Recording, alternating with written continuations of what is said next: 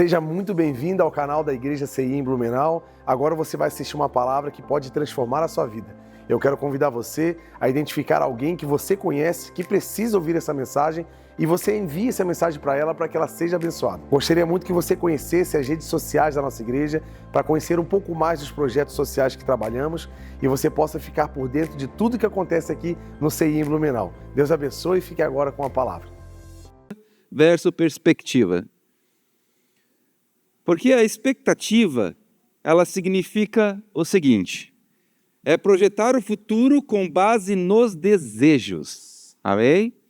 Projetar o futuro com base nos desejos, que gera ansiedade e frustração. Então, expectativa é algo que na carne é extremamente nocivo para a nossa vida espiritual. Mas a perspectiva, ela é diferente, porque a perspectiva, ela é o quê? Perspectiva ela parte, no caso, do ponto bem estruturado de uma visão ou do plano de Deus. Então, você enxerga o cenário como um todo e as possibilidades de ação segundo a vontade do Senhor, segundo a vontade de Deus. Então, quando Deus criou o homem criou o homem para viver de acordo com uma perspectiva, não de acordo com uma expectativa. Porque Deus, quando Ele fez o homem, Ele já fez com um propósito já muito bem definido. Então, com essa definição, chama-se perspectiva. Mas quando o homem falou assim, não quero que Deus faça parte da minha formação, de acordo com a sua perspectiva, com a perspectiva de Deus, o homem então decidiu a si mesmo se aperfeiçoar, comendo da árvore do conhecimento do bem e do mal. Então ele deixou de ter o quê? Uma base, uma estrutura bem firmada para deixar de viver a expectativa, para deixar de viver a perspectiva, para viver então uma vida de expectativa. Amém, irmãos? Vocês estão entendendo? Estão comigo? Então tá bom. Por quê? Porque Hebreus capítulo 11, 1 fala que a fé é o firme fundamento. Então a fé é onde nós devemos construir a nossa espiritualidade. Então é uma questão de perspectiva, de trazer aquilo que está oculto, aquilo que está no mundo espiritual, na perspectiva de trazer aqui na terra uma expressão viva de quem Deus é. Não é uma expectativa, mas é a perspectiva do plano de Deus a nosso favor. Amém? Então, a fé, ela é o firme fundamento. Então, toda perspectiva, ela parte de uma visão muito bem formada. Ela parte justamente de uma mentalidade, uma construção de uma estrada já pavimentada por Jesus Cristo. Então, a nossa espiritualidade, o homem espiritual já está pronto. Todas as coisas estão prontas. Então, nós não vivemos na expectativa de alguma coisa, mas devemos andar na perspectiva de quem nós já somos. Não aquilo apenas que, eu, quem sabe, um dia serei, jogando para o futuro. Não, é a consciência de quem nós somos, da perspectiva do sagrado, na perspectiva daquilo que Deus me chamou, da identidade que Ele já disse que eu sou. É nela que eu devo andar. Então, tu anda por perspectiva, não por expectativa. Amém? E vou trazer para os irmãos, então, apenas 20 pontos do que é expectativa versus perspectiva. Amém? Irmãos, estão comigo? Sim. Então, primeiro ponto. A expectativa, glória a Deus, aí? Amém. Ela foca estritamente no resultado final. Amém? Eu tenho expectativa que eu vou me tornar tal coisa. Eu vou almejar tal coisa. Você ambiciona o resultado final, enquanto a perspectiva foca no caminho e no processo de Deus. Estão vendo que é diferente? A expectativa, ela quer o já, mas enquanto a perspectiva, ela é um processo de transformação que nós vamos tendo durante o caminho. Então, o homem espiritual é construído durante a nossa jornada. É durante a nossa caminhada, é durante de todo o processo espiritual que Deus está realizando na nossa vida. Então, nós não devemos apenas pensar no resultado final. Senão nós vamos ter uma vida espiritual pragmática. O que importa é o resultado, mas pouco importa como eu consiga esse resultado. Não. O importante é nós conseguirmos o resultado diante de uma transformação viva e real por meio do Espírito Santo. Então o foco é no caminho, é durante o caminho que Jesus se revela, é durante o processo que Deus se manifesta na minha vida. Então eu quero chegar lá de uma vez. Meu filho, desfruta primeiro dessa caminhada, dessa jornada. Conhece quem é Jesus Cristo nesse processo. Anda com Ele, vive com Ele. Aí você vai entender quem Ele é, Ele vai se revelar para a sua vida. Aí você não vai andar apenas por aquilo que as pessoas falam, mas de conhecer a Deus. Amém? É isso. Segundo ponto. A expectativa depende de pessoas e fatores externos para ela se realizar. Nós depositamos nossa expectativa extremamente em pessoas, porque é por isso que nós nos decepcionamos tanto. A minha expectativa está toda depositada no meu marido, a minha expectativa está toda depositada no meu presidente, a expectativa está depositada em tantas pessoas que eu idolatro e eu penso que elas vão resolver o meu problema, mas de forma alguma, ou fatores externos. A tua felicidade não está o que as pessoas podem fazer por ti, ou movimentos que as pessoas possam, de alguma forma, trazer uma certa justiça ao seu favor.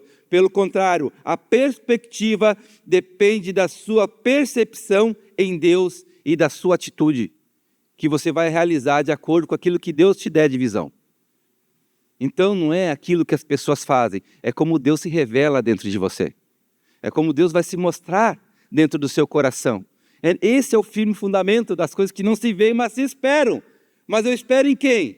Nos outros? Não, eu espero que Deus realize em mim. Primeiro em nós, gente. Para depois manifestar na vida dos outros. Então eu não tenho que ficar tendo expectativa, que o pastor me dê oi, que as pessoas me amem. Não tem expectativa dessas coisas. Mas tenha a percepção que Deus está contigo e Ele está te dando uma oportunidade de você viver com responsabilidade diante dEle e viver um evangelho vivo. Amém? Viver um evangelho vivo, feliz e alegre. Gente, a gente depende de Deus para ser feliz, não de pessoas. Nós dependemos não de movimentos, mas dependemos que o Espírito esteja conosco e se manifeste através de nós. Essa é a plenitude que Deus nos dá. E a gente fica pensando em pessoas, todos me abandonaram. Meu Deus do céu, Deus nunca te abandonou, gente. Temos que sair dessa rejeição urgentemente. Terceiro ponto, a expectativa, ela gera frustração profunda quando algo dá errado, porque eu gerei expectativa. E a perspectiva enxerga o erro como aprendizado e oportunidade de ajuste.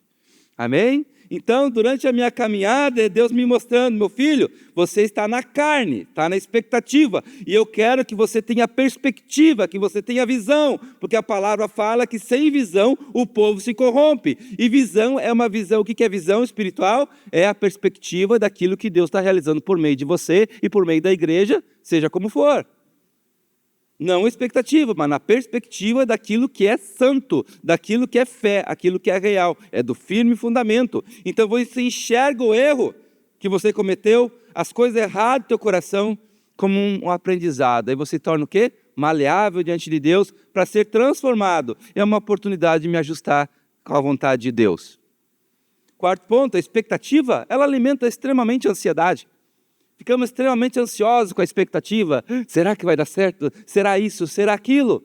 Eu vou projetar minha vida para um futuro, sem conseguir viver uma realidade presente. Enquanto que a perspectiva, ela traz calma para analisar o cenário de forma real. Você não vive uma utopia, você não vive um sonho louco, você não fica devaneando. Você analisa as coisas de forma correta, de acordo com a vontade de Deus, e você vai ter realidade, vai viver o real. 5, essa aqui é a que mais me pega. A expectativa, ela é rígida. É rígido e exige que as coisas sejam do seu jeito. Eu tenho expectativa que a Fernanda faça isso e aquilo, e não sei mais o quê. É a minha expectativa em relação à pessoa dela.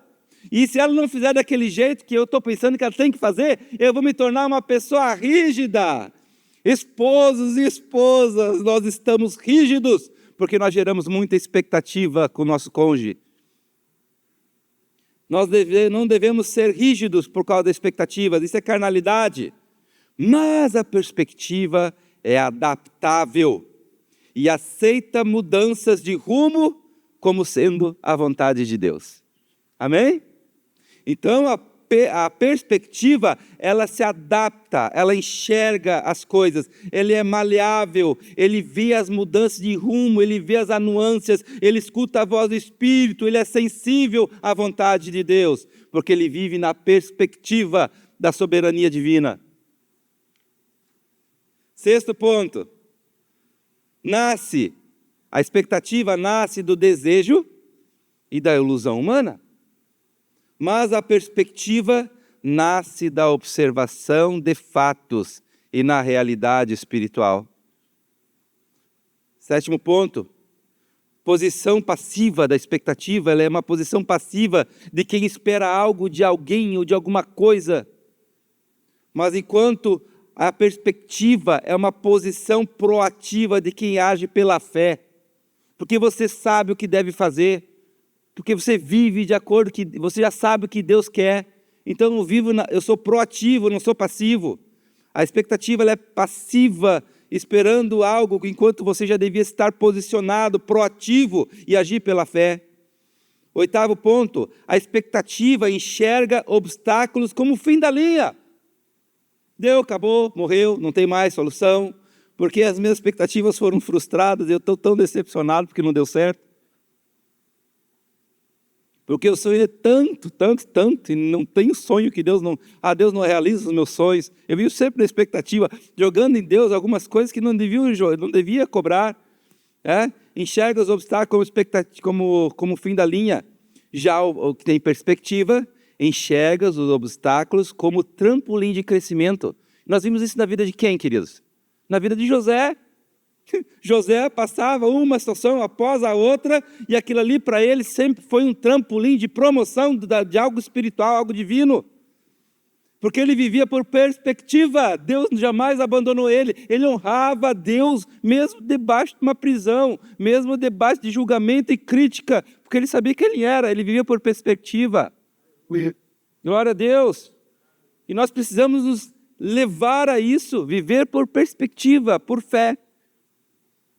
Nono ponto, cobra, perspectiva, a expectativa ela cobra, pressiona o próximo para suprir seu desejo.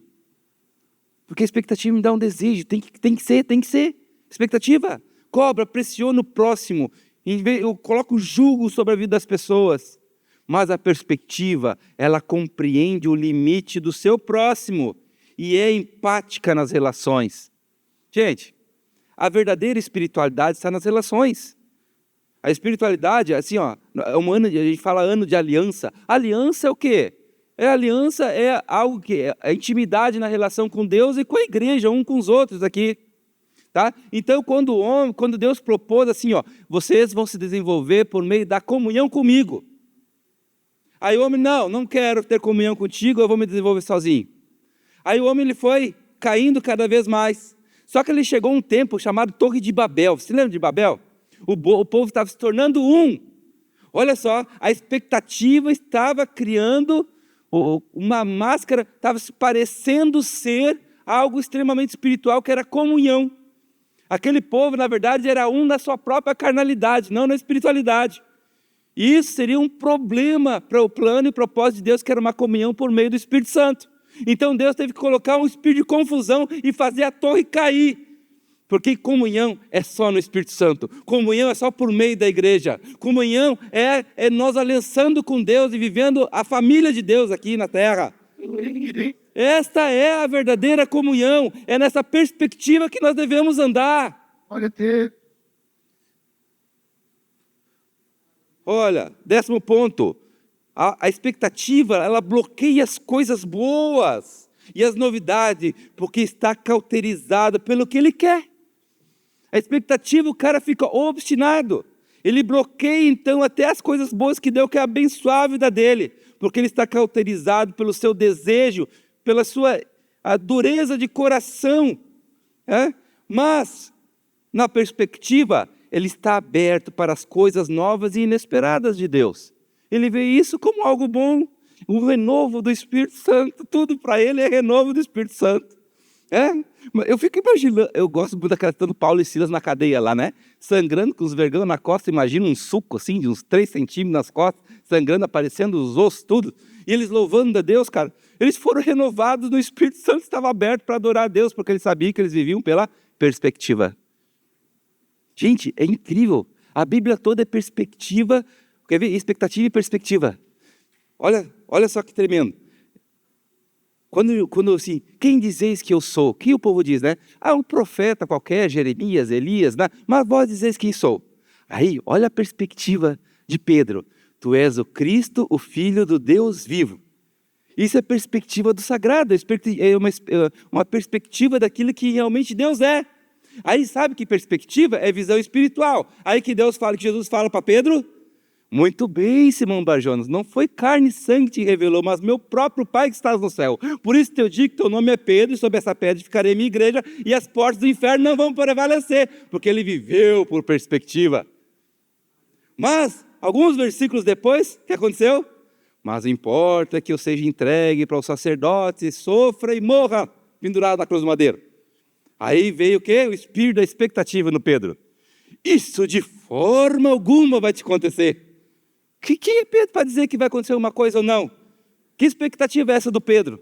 Está errado, Pedro. Isso é Satanás, é carne. Arreda Satanás. Tu não sabe nada, né? A carne quer poupar a si mesmo, enquanto a perspectiva é se doar a favor do próximo, morrer em favor do próximo, e na expectativa é cada um querendo se poupar e não se entregar para a vida de Deus.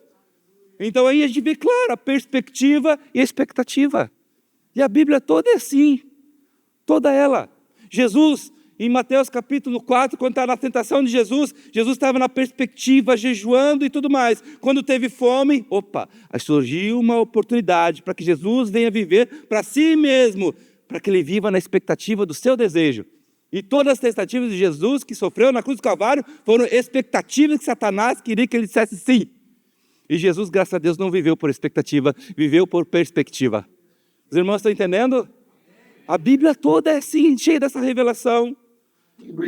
11. Vive preso ao futuro, enquanto a perspectiva avalia o presente e percebe onde Deus está o levando. O vento sopra e ouve a sua voz. Não sabe de onde veio nem para onde vai. E são assim aquelas pessoas que são guiadas pelo Espírito Santo de Deus. Vivem na perspectiva da vontade do Espírito Santo. Ele vive o presente, ele vê Deus conduzindo ele a cada dia. Não é preso ao futuro, mas vive um Cristo no hoje.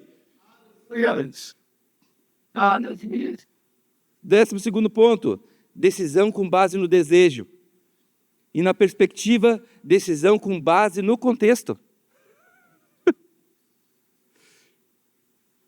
13º ponto, a expectativa se torna refém das circunstâncias, enquanto na perspectiva se torna proativo. 14º, gera cobranças do próximo, enquanto na perspectiva gera diálogo e comunhão. Expectativa. 15º, busca culpados pelo seu fracasso, porque a culpa é sempre de alguém. Mas na expectativa busca a solução para os problemas. Ele não fica patinando no mesmo lugar, ele quer sair dali, vamos embora, anda, vamos ter que andar.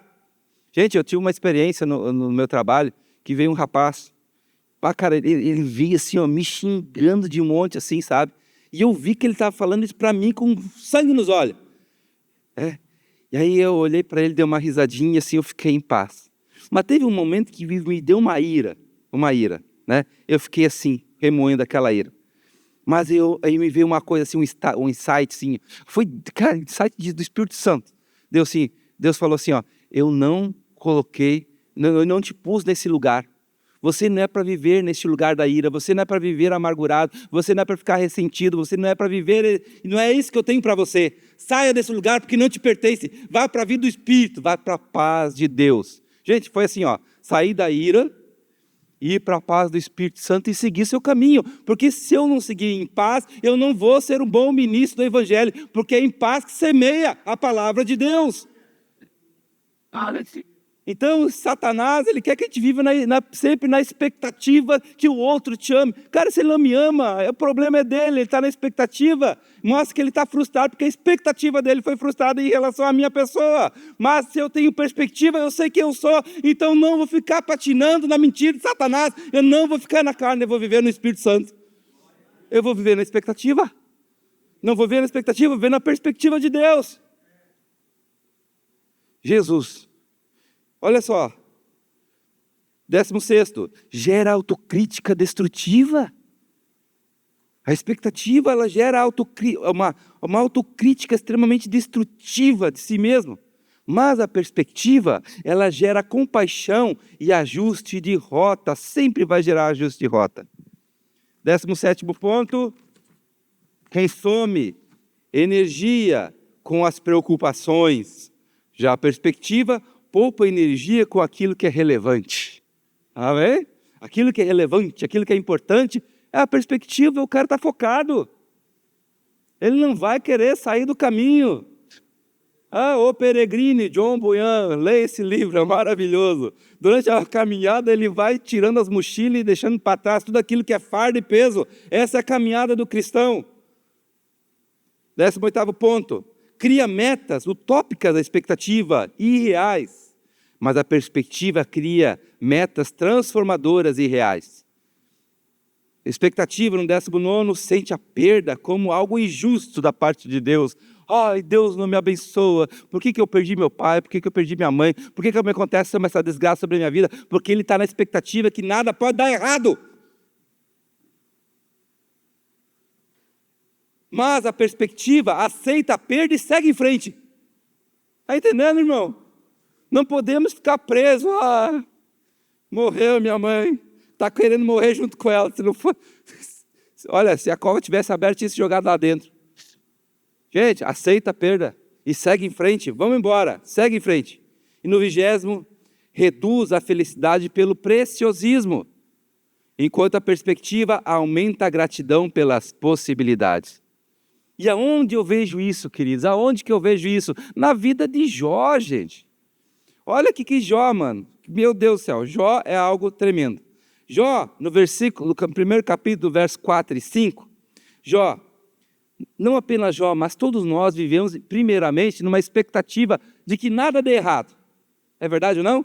No versículo 4 e 5 de Jó, quando os filhos iam fazer o banquete, no versículo 4 diz ali, na casa de cada um de seus filhos, ele enviava e convidava seus 3 irmãs a comerem e beberem com ele. Sucedia, pois, então, que, tendo decorrido o turno dos dias dos seus banquetes, enviava a Jó e o santificava e se levantava de madrugada e oferecia holocausto segundo o número de todos eles, porque dizia a Jó, porventura pecaram os meus filhos e blasfemaram de Deus no seu coração. Assim fazia Jó continuamente. Então Jó, ele ia lá, preocupado com a vida dos seus filhos, com certeza, isso é algo muito bom, fazia sacrifício na expectativa que nada fosse dar errado. Amém? E o que aconteceu? O que aconteceu, querido? Caiu uma desgraça na vida de Jó, que aos nossos olhos naturais, que foi algo assim que acho que nenhum de nós aqui teria condição de passar por aquilo. Eu tenho certeza aquilo que Jó passou. No final de toda, ele perdeu filhos, perdeu dinheiro, salário, terra, perdeu tudo, pegou fogo, mataram. Olha, o Jó perdeu um monte de coisa. Só que no versículo 21 ele fala assim, nu saí do ventre da minha mãe e nu voltarei. O Senhor Deus e o Senhor tomou. Bendito seja o nome do Senhor. Oh, glória. Jó não faltava para ele pureza, Jó não faltava para ele caráter, não faltava para Jó santidade. Ele era o homem mais justo que vivia na face da terra, o homem mais piedoso que existia na face da terra, mas ele ainda tinha algumas coisas chamadas perspectiva dentro do seu coração. Porque Jó, amados, ele sofreu tanto, tanto, tanto depois, que eu vou dizer para ti, ele não merecia sofrer nada daquilo. E nós às vezes viemos da vida da igreja e fazemos as coisas querendo nos poupar do sofrimento, mas nós devemos estar aqui com o coração aberto para o processo de transformação que Deus quer fazer na nossa vida. Então, o que aconteceu logo depois que ele perdeu tudo? A esposa mandava amaldiçoar, estava magro, ficou doente, cheio de lepra, coçando com caco de telha de barro, e ainda por cima, ele tinha amigos, que mais parecia mais amigo da onça do que propriamente amigo. Porque quando alguma coisa dá errado, a primeira coisa a gente diz que ele está em pecado. Alguma coisa ele fez contra ele. E aí, quais foram as acusações contra a vida de Jó? Que a sua vida de retidão era falsa. Eles acusaram Jó de ser orgulhoso, acusaram ele de desprezar a disciplina de Deus, de se revoltar com o Criador, de cometer pecados graves e ocultos, que seus filhos morreram por culpa de si mesmos, que aquela tragédia era algo merecido. Falaram para Jó, olha, eles morreram porque Deus, assim, eles morreram porque mereceram morrer. Foram as acusações dos amigos de Jó, que Jó abandonou e virou as costas para Deus, gente. Olha só, cada coisa. Disse ser impenitente. Jó, ele não era penitente, ele era o homem mais penitente da face da terra. Chamaram Jó de murmurador, acusado de falar tolice e se justificar diante de si. Afirmaram que Jó era um homem mau, que o sofrimento de Jó era a prova dos pecados escondidos que ele tinha no seu coração, amados. Olha só, a gente fica olhando, a gente não tem que olhar os irmãos que estão sofrendo porque eles pecaram. Olha, irmão, que eles estão sofrendo porque Deus os está transformando. Você está entendendo? Se o irmão está padecendo é porque Deus está fazendo o processo da cruz de Cristo, trazendo transformação sobre a sua vida. Mas em nosso crentez religioso, não, ele está em pecado, alguma coisa ele fez errado, sempre na vida de acusação. E fizeram isso com a vida de Jó. E chegou um momento lá no capítulo 42, vamos para o fim, capítulo 42 de Jó, que Deus ficou muito assim, intrigado, porque chegou uma hora que Jó assim, chegou para Deus, Deus, e aí? O que está acontecendo, Aí Deus assim, confia em mim, aonde tu estavas quando eu criei o mundo, quando estendi os cordões, os céus, a terra, quando eu fiz tudo, onde tu estava, Jó? Onde tu estava? Confia em mim, eu te amo, eu estou transformando a sua vida, nada é, não estou sendo mal contigo, não, Jó, estou me revelando a você. E Deus reprova então os seus amigos de Jó e pede que Jó ore por eles. Olha só que tremendo, amados. Te lembra lá de Babel quando tudo caiu? Aquela unidade que era falsa? Deus estava querendo mostrar que a vida da restauração da vida espiritual é quando a gente começa a orar pela vida do meu irmão. Olha o versículo 7 e 9, 42, 7 e 9. E sucedeu, pois, que acabando o Senhor de dizer a Jó aquelas palavras, o Senhor disse a Elifaz, o temanita, a minha ira se acendeu contra ti e contra os teus 2 amigos, porque não disseste de mim o que era reto, como o meu servo Jó. Tomai, pois, 7 bezerros e 7 carneiros, e ide ao meu servo Jó, e oferecerei o holocausto por vós, e o meu servo Jó orará por vós, porque deveras a ele aceitarei, para que eu vos não trate conforme a vossa loucura, porque vós não falaste de mim o que era reto, como o meu servo Jó. Então, no momento que Deus começou a orar pela vida dele, ele começou a restaurar a sua vida espiritual. Tanto que é uma coisa que tremendo, como é o desenvolvimento espiritual da nossa perspectiva. Jó, no capítulo 42, verso 5, ele fala assim, antes eu te conhecia de ouvir falar, mas agora os meus olhos te veem. Antes eu vivia na forma da expectativa, mas agora eu enxergando a sua vontade, eu tenho a perspectiva daquilo que é sagrado. Glória a Deus. Aí o que aconteceu? Deus restaurou tudo na vida de Jó. Deus restaurou todas as coisas. Então o que Deus está fazendo contigo? É frustrar todas as nossas expectativas, para que a gente venha gerar todas as perspectivas que Deus tem a respeito dele e a nosso respeito também. Glória a Deus. Vocês estão felizes, gente? Eu também estou muito feliz. Então a bênção está na perspectiva, queridos, na percepção, na comunhão. Olha o verso 10, que tremendo, que diz assim: e o Senhor tirou o cativeiro de Jó, quando orava pelos seus amigos, e o Senhor acrescentou a Jó outro tanto em dobro e tudo quanto dantes possuía. Oh, glória! Depois que a gente entende, depois que nós realmente percebemos o que é viver numa vida do sagrado, as coisas mudam e nós começamos a viver de uma forma plena.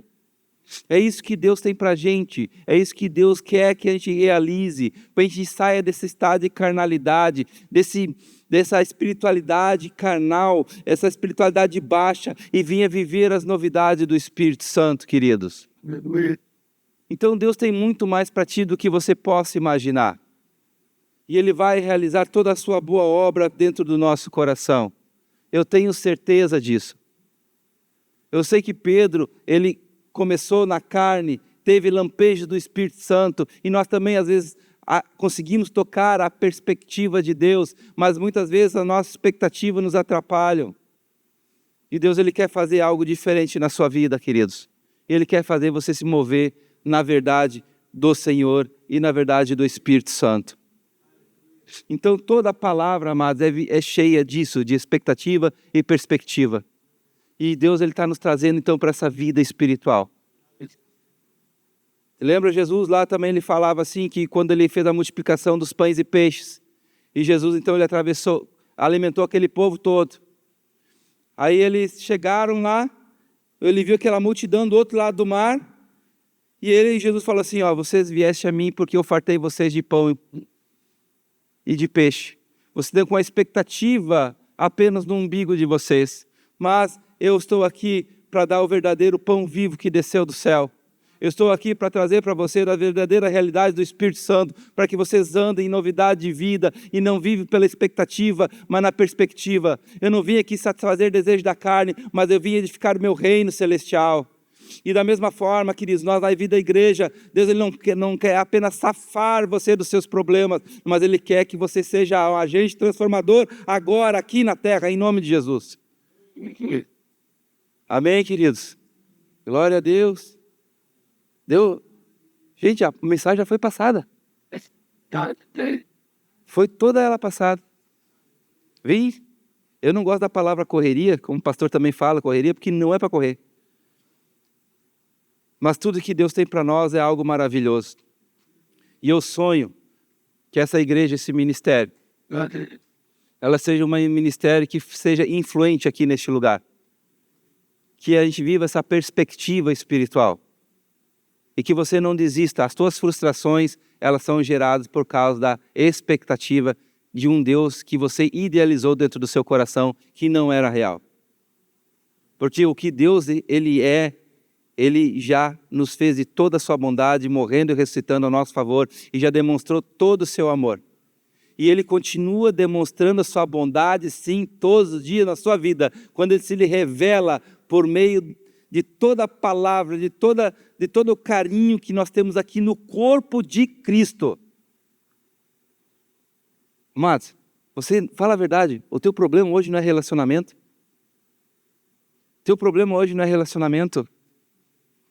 Todo o nosso problema é por causa de relacionamento, querido.